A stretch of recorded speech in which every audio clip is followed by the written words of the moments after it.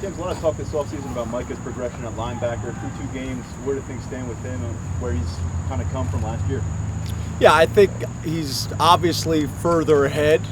I still think there's a learning curve for him. I still think there's a lot of growth for him. But I see him making progress. I mean, it's little things like his stance and start, which I know seems like, probably doesn't seem like a big deal, but it used to be awful.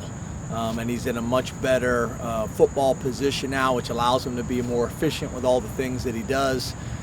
It's all the little things. I think he's just going to continue to get better as the season goes on, play with more and more confidence. But he's improved dramatically, but I still think there's a lot left in the tank.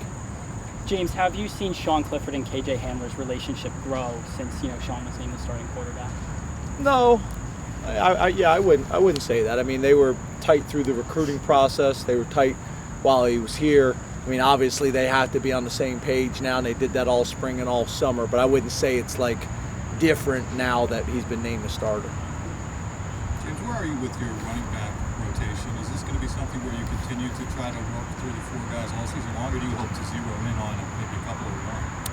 Where we are now is it hasn't changed. I mean, you'd love to have someone either jump out and be dominant, or you'd love for the whole group to play at a really high level. But it's going to be one or the other. You're either going to have 4 guys, continue to rotate because they're all playing at a really high level, or you're going to have 1 or 2 guys separate themselves from the pack.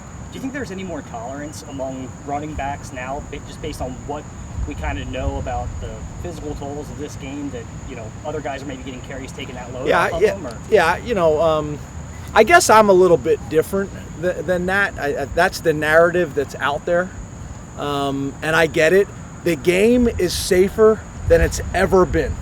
The game is safer than it's ever been by far. It's not even close. The technology, the way we practice, the way we officiate, the whole deal. I think that's a real strong narrative that is out there, and I get it.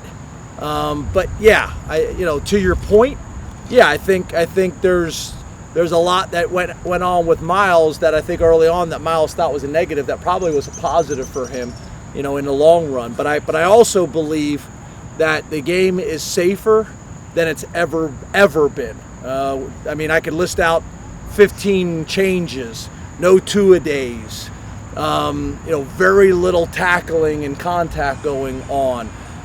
The technology with the helmets, the Guardian caps and things that people are wearing, the targeting calls, the tackling rules, the blocking rules, no blindside blocks. The game is safer than it's ever been. PJ Mustipher talked earlier today about watching his film from last season and how far he feels he's come. What is that process like for the players when they're breaking down their film from a year ago, and how much has PJ matured over the past year? Well, I think it's a combination of spring ball and getting feedback from your coaches that you're probably a little bit more receptive to the older you get, less defensive, and that's kind of natural maturation process for everybody.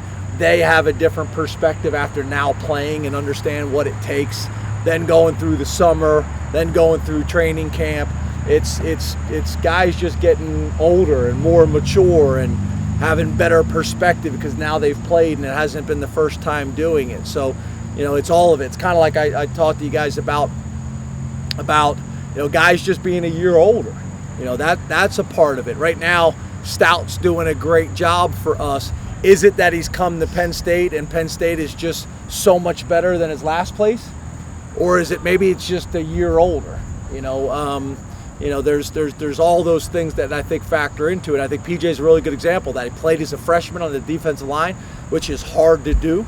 And I thought he did it at a really high level for a true freshman. But there's no doubt that experience was going to be impactful in year 2 for him to take the next step. And more so for a guy that didn't play, obviously. There are a lot of older guys over the course of last season that mentioned from time to time younger guys buying into all the little details, putting team before themselves, just all these little things. Where do you think this team is, that lower half, that younger half, in terms of that buy-in? I think good. I really do. I think, we had some issues in the past because we had some veteran guys that weren't playing. or had maybe got beaten out, and that creates some challenges for you in the locker room. There's no doubt about it. I think we learn from that experience as coaches. I think the players learn from that as well. The way our development has gone, in strength and conditioning and our off-season plan, as well as in recruiting, it's just becoming more common now. So I think it's all of it. But I think throughout our locker room, from the older guys down to the freshmen, there's more of an understanding of how things operate around here and how competitive everything is. And there's going to be guys that come in that are really talented as true freshmen and are going to be literally pushing. I think in years past we would say that we're going to go recruit guys next year to beat out, and those guys would come in and they weren't really ready to do that. And I think we're getting to a point now where there's guys coming in that legitimately can compete as true freshmen, and that creates a different dynamic on your team. I don't think there's any doubt about it. James, you had mentioned after the game that you're looking at the secondary, some things you wanted to work out. Where are you in that process this week and kind of in the grand scheme of it? And what are you looking for more? Is it a technique thing or a communication thing on the back end? I think the corners is probably a lot like the running backs. Young guys that we think are talented that we're going to continue to play and work in. But it's also other things. I mean, there's things behind the scenes where a guy doesn't play 1 week. Well, it may be because he missed class. It may be because he showed up late and we got a report for it, and we're going to set the tone early with guys. That may factor into it. There's a bunch of different things that may factor into it. But I look at the corners a lot like the running back position because there's so many young guys that we're trying to get them involved and build their confidence slowly over time. Some weeks you'll see them play more, other weeks you'll see them play less, and then hopefully some guys emerge. But a lot of it, I know for Terry and Jaywan a little bit, is it's based on how they played in the game, but then it's also based on how were they all week long. And that's in practice, that's in meetings, that's in school, that's all of it, because we're still trying to kind of figure out who some of these guys are and can we depend on them, and it's every aspect. Safeties is a little bit different. I think you'll see all four of those guys play all year long.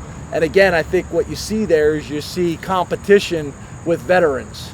So it's a little bit different, although Brisker's a new guy to campus, he's still an older player.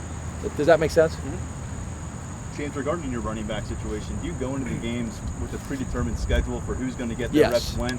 And at some point, does it become more of a field thing? I guess in the grand scheme of things, would it be more dictated on Jaywan, who he's feeling needs the ball in games? Yeah, so at every position, we'll meet Saturday morning. The offense and defense staff will meet first to make sure they're all on the same page.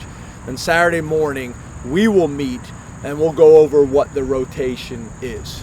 So, for example, it may be, with the running backs, it may be Ricky's going to take the first two series and then go 2-1 to Journey. And then it may be the next time it goes 1 to Ricky to now Kane, and then back to Ricky, and then 1 to Ford.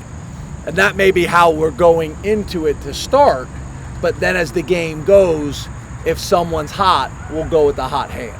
And it may be the same thing at corner. It may be 1-to-1 rotation, maybe 2-to-1 rotation, it may be 3-to-1 rotation. Or we may say, hey, it's not going to be 3-to-1, but we want to make sure this guy gets one series in the first half and one series in the second half type of deal.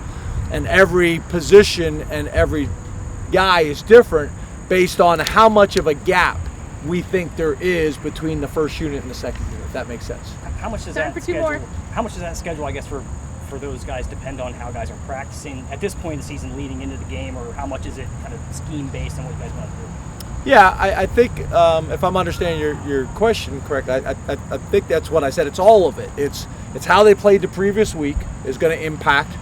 It's how they practiced all week. And then for some guys that are still we're trying to kind of figure out who they are, it may be, like I said, they missed a class, during the week, and that's going to affect their playing time. There's a lot of different things that kind of factor in there. And then as the game goes on, it's a feel. But it's all of it. It's game, how they played in the game the week before. It's how they've been in meetings. It's how they've been in practice. It's all of it. Were you playing the music so loud that you effused? Did I hear that? Yeah, I don't know if you would probably know this better than me, but I don't know if loud affects power. but maybe it does. I think it just we had too many things plugged in. But yeah, we usually go over there, and sometimes I feel like the music is spread out over the offense and defensive field, and typically I'm more concerned with the offense training, so we flip the speakers over to this side.